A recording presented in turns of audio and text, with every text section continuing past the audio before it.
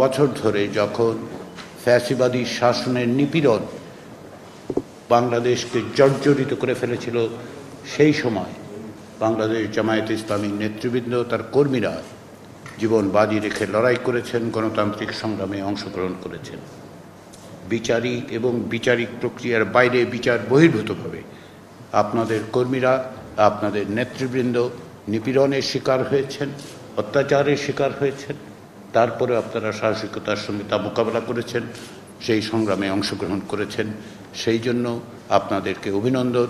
আপনাদের কাছে আমাদের সকলেরই শুভেচ্ছা থাকছে, আমাদের সকলের সমর্থন থাকছে। ওই অর্থে ফ্যাসিবাদের বিরুদ্ধে নিরন্তর সংগ্রামে আপনাদের অবদান নিঃসন্দেহে সকলের স্মরণে থাকবে এবং দেশ এবং জাতি নূতন করে আবার যখনই পুনর্গঠিত হবে, যখনই আমরা একটি রাষ্ট্র গঠন করতে পারবো, একটি গণতান্ত্রিক রাষ্ট্র, সেখানেও আপনাদের ভূমিকা থাকবে, সেটা আমরা আশা করি।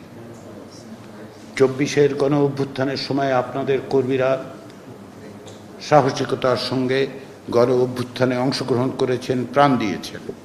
নেতৃবৃন্দ কারাগারে আটক থেকেছেন, তারাও লড়াইয়ের সংগ্রামে উপস্থিত হয়েছেন। রাষ্ট্র সংস্কারের জন্য অন্তর্বর্তী সরকারের পক্ষ থেকে যে উদ্যোগ নেওয়া হয়েছে, সেই উদ্যোগ সরকারের উদ্যোগ নয়, আসলে এটি বাংলাদেশের মানুষের দীর্ঘদিনের আকাঙ্ক্ষার ফল।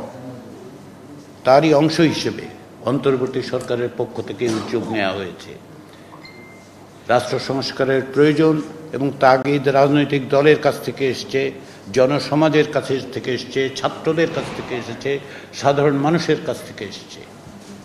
সেই প্রক্রিয়ায় আপনারা আন্তরিকভাবে অংশগ্রহণ করেছেন বলে আপনাদের আবার আমি ধন্যবাদ জানাই। আমরা আলোচনা শুরু করব আজকে। এই আলোচনা প্রয়োজনে অব্যাহত থাকবে।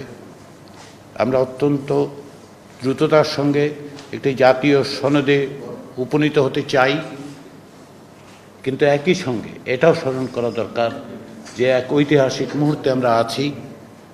আমাদের এই সুযোগ যারা তৈরি করে দিয়েছেন, যে বীর শহীদরা, তাদের কাছে আমাদের একটি ঋণ আছে, যেন এই সুযোগ কোনো অবস্থাতে হাতছাড়া হয়ে না যায়, যেন এই সুযোগকে কেন্দ্র করে আমরা এমন এক বাংলাদেশ তৈরি করতে পারি যেখানে কোনো অবস্থাতেই কাউকে নিপীড়নের মুখে পড়তে না হয়, বিচার বা বিচার বহির্ভূত ব্যবস্থার মধ্যে যেন তাকে মোকাবেলা করতে না হয়। সেই লক্ষ্যকে সামনে রেখেই যেহেতু আমাদের অগ্রসর যাত্রা, সেজন্য আমরা আলোচনা করব। আলোচনার মধ্য দিয়ে আমাদের লক্ষ্য হবে একটি জাতীয় সনদে উপনীত হওয়ার জন্য অগ্রসর হওয়া।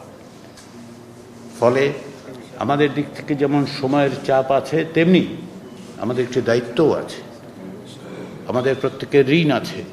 আমাদের উপর জাতি, রাজনৈতিক দল হিসেবে আপনাদের উপর, ছাত্র জনতার উপর যে দায়িত্ব অর্পণ করেছে, আমরা আশা করি আমরা সেটা সুষ্ঠুভাবে পালন করতে পারব। সেখানে আমাদের প্রত্যেকের ভূমিকা আছে, গণমাধ্যমের ভূমিকা আছে, রাজনৈতিক দলের ভূমিকা আছে, জনসমাজ বা সিভিল সোসাইটির ভূমিকা আছে।